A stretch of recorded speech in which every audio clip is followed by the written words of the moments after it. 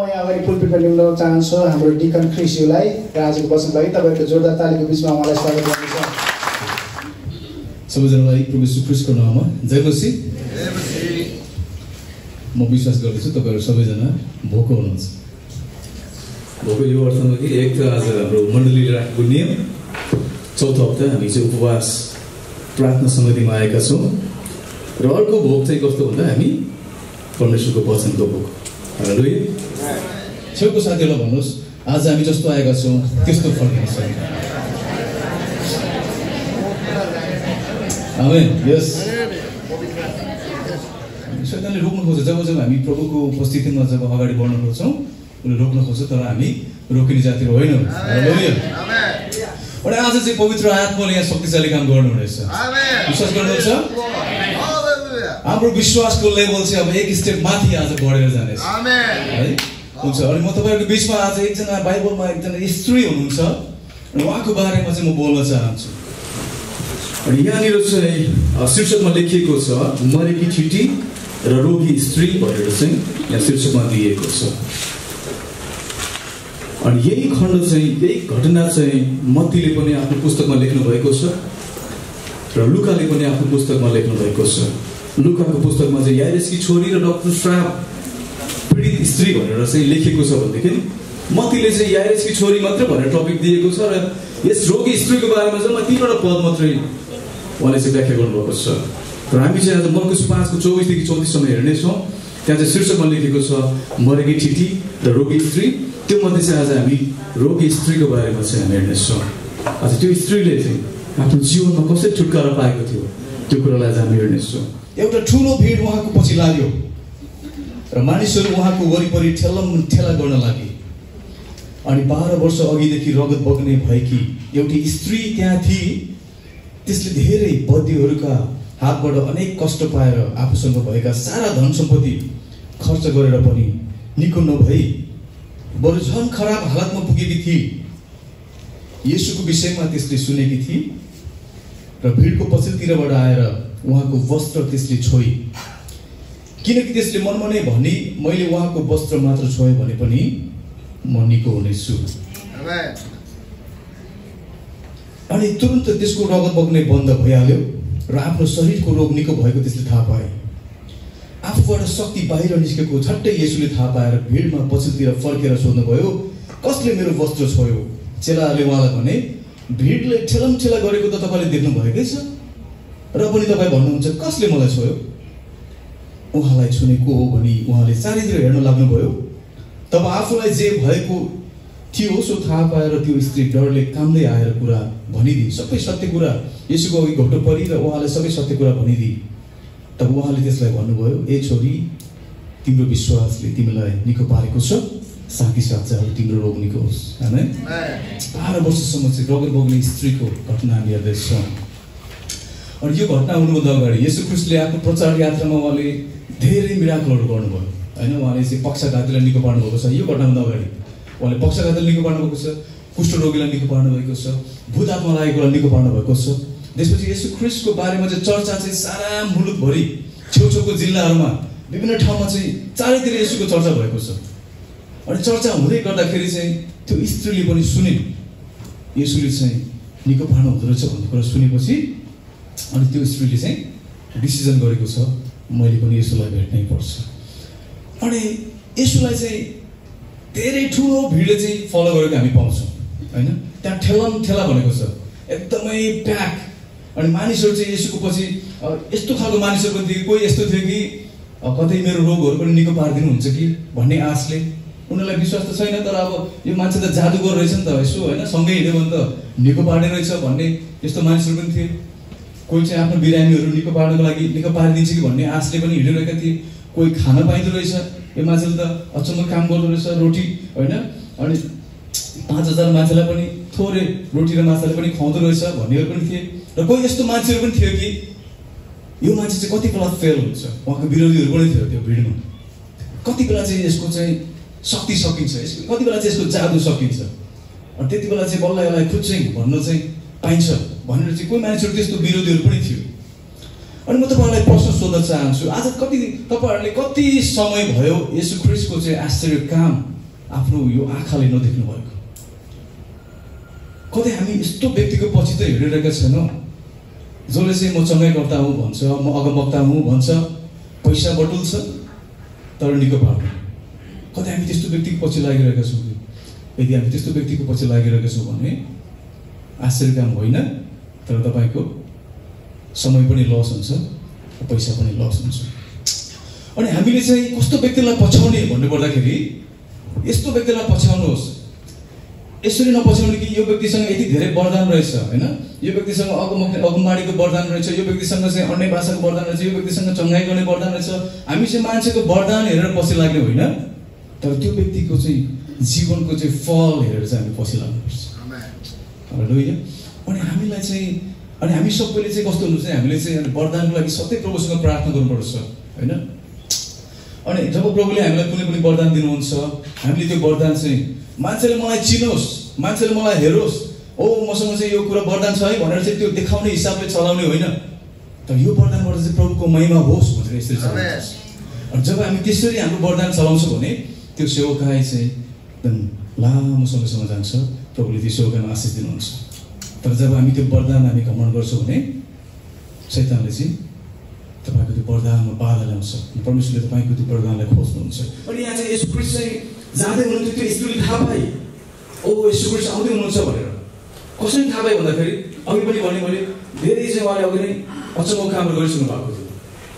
अनि मानिसहरूले चाहिँ एउटा पनि मान्छे यस्तो छैन कि जसले चाहिँ येशू ख्रीष्टले चाहिँ चमत्कार आश्चर्य काम गरिसकेपछि उनीहरूले नसुनाएको। अनि सुनाएको कारणले गर्दा त्यो स्त्रीले सुने। आज तपाईँहरूको जीवनमा पनि येशू ख्रीष्टले कति धेरै चमत्कारहरू, कति धेरै आशिषहरू, कति धेरै मिराकलहरू गर्नुभएको छ। आज हामीले सुनाउनु पर्छ।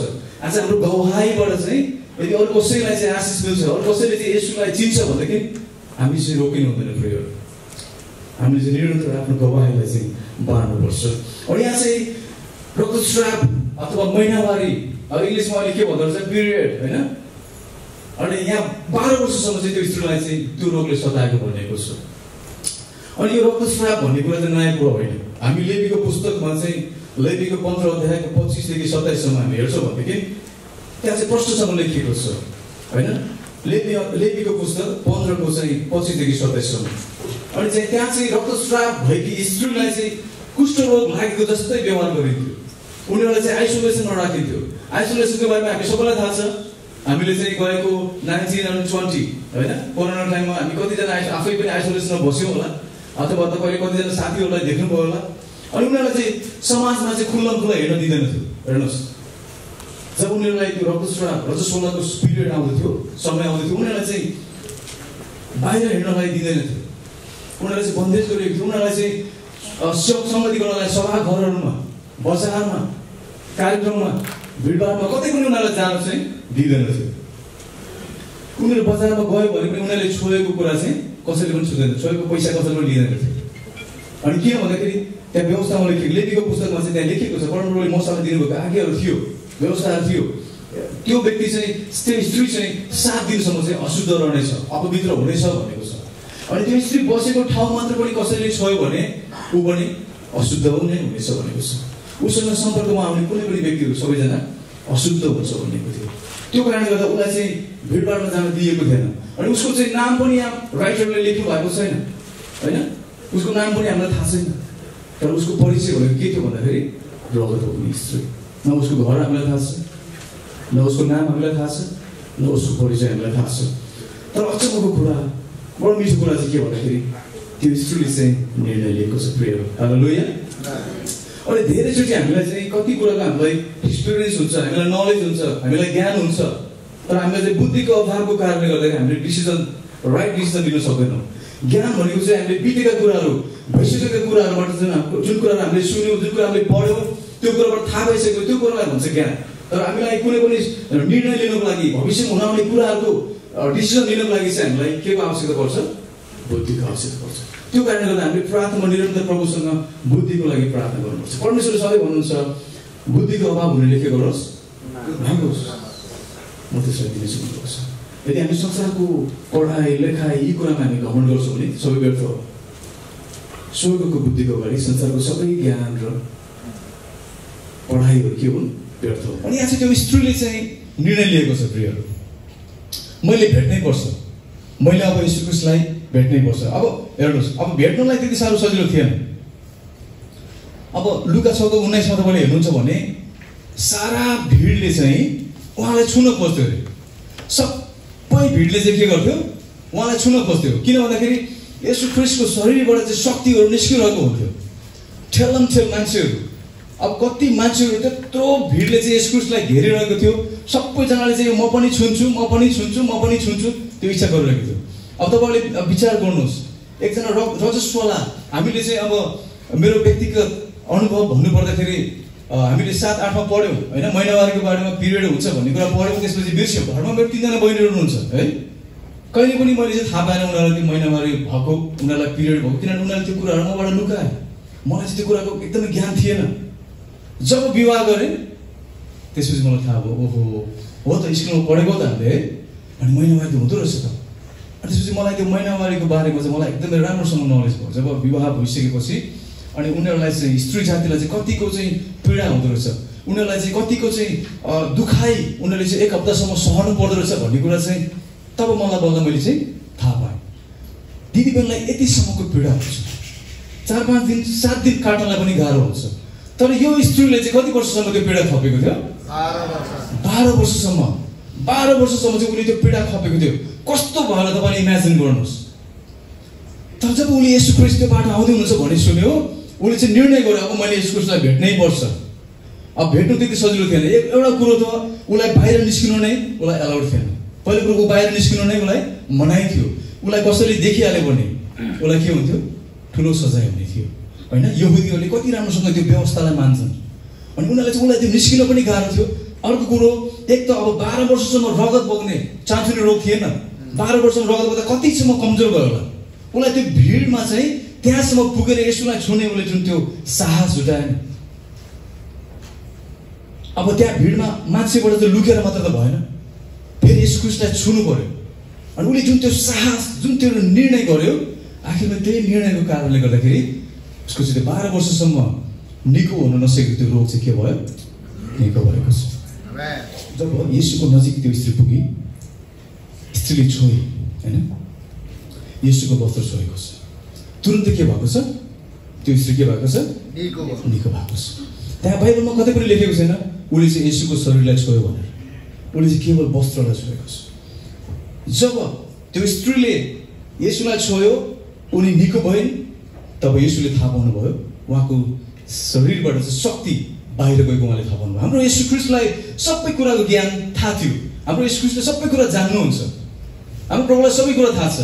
जब मन्दिरमा कर उठाउने मानिसहरूले गनगन गरे, उहाँले चाहिँ पत्रुसलाई गएर समुद्रमा बल्छी हान, त्यहाँ त्यो माछाको मुखमा चाहिँ चाँदीको सिक्का भेटाउँछ, त्यो गएर तिर। हाम्रो प्रभुलाई एभ्रिथिङ, हाम्रो परमेश्वरलाई सबै कुरा थाहा थियो। तर पनि उहाँले प्रश्न गर्नुहुन्छ, कसले मलाई छोयो? हेर्नुहोस्, आजको हामी मेसेजमा जाँदैछौँ, सेन्ट्रल मेसेज तपाईँलाई बताउन लागेको कुरा चाहिँ आज यहाँ दिनेछु। अनि यस कुरो चाहिँ प्रश्न गर्नुभयो, कसले मलाई छोयो? अनि चेलाले के जवाब थियो? तपाईँ पनि मजाक गर्नुहुन्छ गुरुजी, यत्रो भिड छ, तपाईँले देख्नुहुन्न यत्रो ठेलमठेल गरिरहेको छ, अझ तपाईँ सोध्नुहुन्छ कसले छोयो? अनि यस कुरो सोध्नुहुन्छ, कन्टिन्यू सोध्नुहुन्छ, मलाई कसैले छोयो के? अनि उहाँले चाहिँ हामी तलतिर हेर्दै गयौँ। त्यसपछि यस कुरोले खोज्नुहुन्छ, त्यो स्त्रीलाई खोज्नुहुन्छ। जब अब त्यो स्त्रीलाई चाहिँ थाहा भयो अब म चाहिँ लुक्न सक्दिनँ, अब म लुक्न नसक्ने रहेछु भन्ने थाहा भएपछि त्यो स्त्रीले चाहिँ परमेश्वरको उपस्थितिमा येशूको नजिक गएर चाहिँ घोप्टो परेर दण्डवत गरेको छ र आफ्नो सबै कुराहरू, आफ्नो सच्चा कुराहरू, रियालिटी के भएको थियो, म कस्तो थिएँ, त्यो कुराहरू चाहिँ उसले बाहिर ल्याएको छ। मैले अघि पनि भन्दै थिएँ, जब प्रभुले हामीलाई मिराकल गर्नुहुन्छ होइन, प्रभुले हाम्रो जीवनमा आश्चर्य काम गर्नुहुन्छ, प्रभुले चाहिँ त्यो आश्चर्य कामको चाहिँ वर्णन गरेको, त्यो आश्चर्य कामको चाहिँ गवाही दिएको कुरा चाहिँ प्रभु चाहनुहुन्छ। अब अर्को कुरा हेर्नुहोस्, येशूले किन खोज्नुभयो त्यो स्त्रीलाई? अब त्यो स्त्रीले उसको टार्गेट त पुरा भयो नि त होइन। उसले चाहिँ येशू ख्रीष्टको वस्त्र छोयो, उनीको भयो। हामीलाई तीनैवटा मत्ती, मर्कुस, लुका तीनैजना लेखकले चाहिँ त्यो घटनालाई यतिमै सकाएको छैन। किन सकाएको छैन भन्दाखेरि त्यो आज हामी सबैको लागि एकदमै महत्त्वपूर्ण छ। अनि यसले सोध्नुहुन्छ, कस्तो मजा छ। अनि यसले चाहिँ किन त्यो स्त्रीलाई खोज्नुभयो भन्दाखेरि तपाईँलाई के लाग्छ त्यो स्त्रीले चाहिँ येशू ख्रीष्टको वस्त्र छोएको कारण निको भएको हो जस्तो लाग्छ तपाईँलाई? के लाग्छ तपाईँलाई? ऊ चाहिँ एउटा अन्धविश्वासमा जिइरहेको थियो। उसले सुनेको थियो कि यस्तो यस्तो व्यक्ति छ अरे, उसले यस्तो जादु गर्छ, उसले चाहिँ यस्तो अचम्मको काम गर्छ अरे। एउटा अन्धविश्वासमा थियो। मैले चाहिँ उसको लुगा शरीरबाट शक्ति निस्किन्छ अरे, मैले लुगा छोयो भने निको हुन्छु भन्ने उसलाई एउटा अन्धविश्वास थियो। तर येशू ख्रीष्टले बताउन चाहनुभएको कुरा चाहिँ तिमीले चाहिँ मेरो वस्त्र छोएर निको भएको होइन, तर तिम्रो विश्वासले गर्दा चाहिँ तिमी निको भएको। यो कुरा चाहिँ येशू ख्रीष्टले बताउन चाहनुभएको थियो। प्रियहरू, उसको चाहिँ विश्वासको कारणले आज हामी धेरैचोटि भन्छौँ ओ म त एकदमै 21 दिनको फास्टिङ बस्छु, 7 दिनको फास्टिङ बस्छु, म 40 दिनको फास्टिङ बस्छु, म अन्य भाषा बोल्छु, विभिन्न कुराहरू भन्छौँ हामी। म यति दिन यति रात प्रार्थना गर्छु, दिनको यति घन्टा म प्रार्थना गर्छु, म यति घन्टा चाहिँ प्रभुको सामुन्ने म रुन्छु। प्रियहरू, हाम्रो परमेश्वरले इमोसनल मानिसहरू खोज्दै हुनुहुँदैन। हाम्रो परमेश्वर इमोसनल होइन, स्पिरिचुअल व्यक्तिहरू खोज्दैनस्। अनि आज चाहिँ हामी घन्टौँ घन्टौँ प्रार्थना गर्छौँ, घन्टौँ घन्टौँ हामी चाहिँ प्रभुसँग समय बिताउँछौँ, तर त्यो प्रार्थनामा चाहिँ विश्वास छैन भनेदेखि त्यो व्यर्थ हो। प्रियहरू, सबैभन्दा इम्पोर्टेन्ट कुरा चाहिँ फेथ, बिलिभ। हामीले चाहिँ प्रभुमा चाहिँ विश्वास राख्नुपर्छ। अब विश्वास मात्र राखेर भएन नि त। अब याकुब 2:17 हामी सबैलाई थाहा छ। यदि कसैले भन्छ म यति वर्षको विश्वासी, तर काम बिनाको विश्वास के हुन्छ? मरे तुल्य हुन्छ। आज त्यो स्त्रीले चाहिँ त्यहीँ बसेर अब मेरो पनि त पाला होला नि त, होइन? मेरो पनि पाला होला, येशू ख्रीष्ट आउँदै हुनुहुन्छ, कस्तो मलाई पनि नदेख्नु होला, कस्तो मलाई पनि उहाँ त सबै कुरा थाहा छ, मलाई पनि छुनु होला, मलाई पनि निको पार्नु होला भनेर घरमै चाहिँ विश्वास मात्रै गरेर बसेको निको हुन्थ्यो? हुने थिएन। आज हामी पनि धेरैजना, हामीलाई थाहा छ येशू ख्रीष्टले भन्नुभएको दृष्टान्त हामी सबैलाई थाहा छ। 4 किसिमको जमिनको बारेमा हामी सबैलाई थाहा छ। हामी धेरै जसो विश्वासीहरू चाहिँ 3 नम्बरमा गएर अड्किन्छौँ। हामीलाई चाहिँ धेरै कुराको लाज लाग्छ, होइन? हामीलाई धेरै कुराले हामीलाई चाहिँ सताइरहेको हुन्छ, धेरै कुराको हामी बन्धनमा परिरहेका हुन्छौँ, जसको कारणले चाहिँ हामीलाई प्रभुको उपस्थितिमा जानबाट रोक्दछ। यशाया 55:6ले के भन्दछ? जबसम्म परमेश्वरलाई भेट्न सक्छौ भेट, जबसम्म परमेश्वरलाई खोज्न सक्छौ खोज। बेला यही नै हो। अनि आज म तपाईँहरूलाई भन्न चाहेको कुरा यो हो कि आज हामी पनि विश्वास गरेको 10 वर्ष भयो, 20 वर्ष भयो, 30 वर्ष भयो, तर अझै पनि हामीमा धेरै कमजोरीहरू छ, अझै पनि हाम्रो जीवनमा धेरै साङ्लाहरू छ, अझै पनि हाम्रो जीवनमा धेरै बन्धनहरू छ, धेरै हामीमा अझै पनि कति नराम्रो स्वभावहरू छ। ती कुराबाट हामी बाहिर निस्किनै सकिरहेको छैन। त्यो प्रार्थनाको विषय हामी कसैलाई सेयर गर्न पनि हामी सक्दैनौँ। हामीलाई लाज लाग्छ, हामीलाई डर लाग्छ, हामी रिस्क लिन चाहँदैनौँ। त्यो स्त्रीले जब उसले रिस्क लियो तब मात्रै परमेश्वरले उसको जीवनमा चमत्कार गर्नु। आज हामी पनि रिस्क लिनलाई तयार हुनुपर्छ। आज हाम्रो परिवारमा, बालबच्चामा, जागिरमा, स्वास्थ्यमा विभिन्न किसिमको हामी चाहिँ सतावटमा बाँचिरहेका हुन्छौँ। हामी विश्वास पनि गर्छौँ येशू ख्रीष्टले सबै छुटकारा दिनुहुन्छ, तर विश्वासै मात्र गरेर बसिरहेका हुन्छौँ हामी। त्यस्तो भयो भने हामी छुटकारा कहिले पनि पाउँदैनौँ। फ्रेन्डहरू, प्रभुको आश्चर्य काम हाम्रो जीवनमा हामी देख्न चाहन्छौँ भनेदेखि हामीले चाहिँ विश्वासको पाइलाहरू चाहिँ अगाडि बढाउनुपर्छ। हालेलुया। म तपाईँहरूलाई एउटा गवाही चाहिँ म तपाईँहरूको बिचमा म राख्न चाहन्छु। अनि हाम्रो तपाईँहरूले कतिजनाले पढि पनि सक्नुभयो होला। हाम्रो पास्टर डी.के. दानियलज्यूले उहाँले चाहिँ पछिल्लो वर्ष पवित्र आत्मा र विश्वासीहरू भन्ने पुस्तकमा एउटा गवाही उहाँले लेख्नुभएको छ। केरलाको एकजना मिसनरी समुएल, है, एकजना मिसनरी, जब उनलाई चाहिँ परमेश्वरले कुनै अर्को सहरमा जानलाई चाहिँ अगुवाई दिनुभयो, त्यसपछि उनी चाहिँ उनको साथीसँग निक्ले। जब प्रभुले अगुवाई दिनुभयो त्यसपछि तुरन्तै उनीहरू चाहिँ निक्ले अनि रेल स्टेसनमा, राजस्थानको रेल स्टेसनमा उनीहरू त्यहाँ पुगे। जब त्यहाँ पुगे अनि उसको साथीले सोध्यो हामीसँग टिकट छ कि छैन? त्यति बेला उनीहरूसँग टिकट थिएन। हेर्नुहोस्, अनि हामीसँग टिकट छ कि छैन भन्दाखेरि उसको मुखबाट अचानक निस्क्यो हामीसँग छैन, तर हाम्रो परमेश्वरसँग छ। परमेश्वरले जुटाउनुहुन्छ, जबसम्म हामीले टिकट पाउँदैनौँ तबसम्म यो रेल यहाँबाट हिँड्दैन। अनि उनको बोली, उनको मुखबाट चाहिँ अचानक यो शब्दहरू निक्ल्यो। अनि अब रेल चल्नलाई अब आधी घन्टा बाँकी छ, एउटा एनाउन्समेन्ट भयो माइकमा, अब यो रेल चाहिँ आज आधी घन्टा अझै ढिलो चाहिँ छुट्नेवाला छ। त्यसपछि उनीहरू अझ ढुक्क भयो अनि उनीहरू चाहिँ प्रभुलाई धन्यवाद दिँदै दुईजना त्यहाँ बसिरहेको थिए। अब रेल हिँड्नको लागि चाहिँ अब 10 मिनट बाँकी थियो। एकजना मान्छे चाहिँ हस्याङ फस्याङ गर्दै अनि उनीहरू भएको नजिक आयो होइन। अनि त्यसपछि अनि उनले चाहिँ भने तपाईँ समुएल हुनुहुन्छ? अनि उनले जवाफ दिए हो म समुएल नै। किन र भन्दाखेरि अनि ऊ त्यो पर बाहिर चाहिँ एकजना सुट लगाएर बसेको व्यक्ति हुनुहुन्थ्यो अनि उसँग चाहिँ तपाईँहरूको टिकट रहेछ अनि ऊ चाहिँ हतारमा भएको कारणले गर्दाखेरि उनले चाहिँ मलाई यो टिकट चाहिँ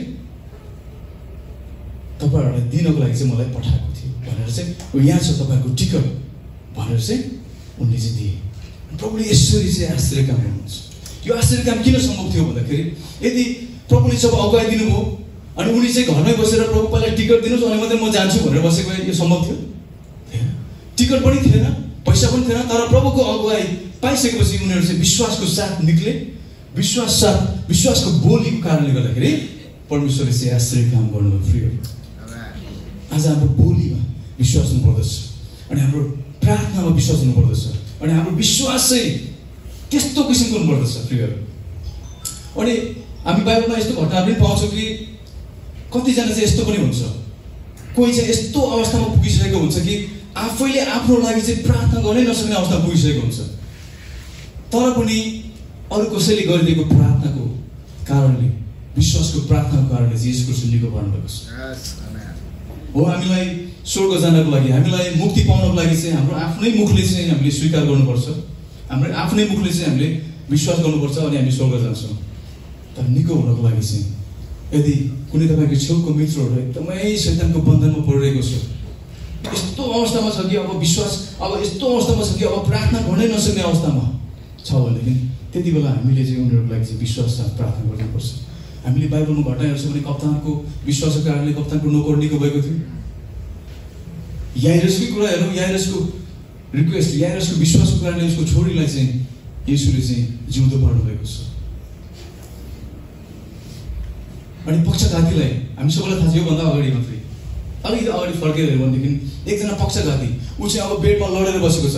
ऊ चाहिँ अब येशू ख्रीष्ट भएको ठाउँसम्म उसलाई पुग्ने उसको चाहिँ दम छैन अब, तर उसको साथीहरूले केही मानिसहरूले चाहिँ उसलाई चाहिँ बोकेर चाहिँ येशू ख्रीष्ट भएको ठाउँसम्म लगिदिएको कारणले के लेखेको छ भन्दाखेरि येशूले भन्नुभयो अनि ती मानिसहरूको विश्वासको कारणले गर्दा उसलाई निको पार्नु यसरी पनि काम गर्छ।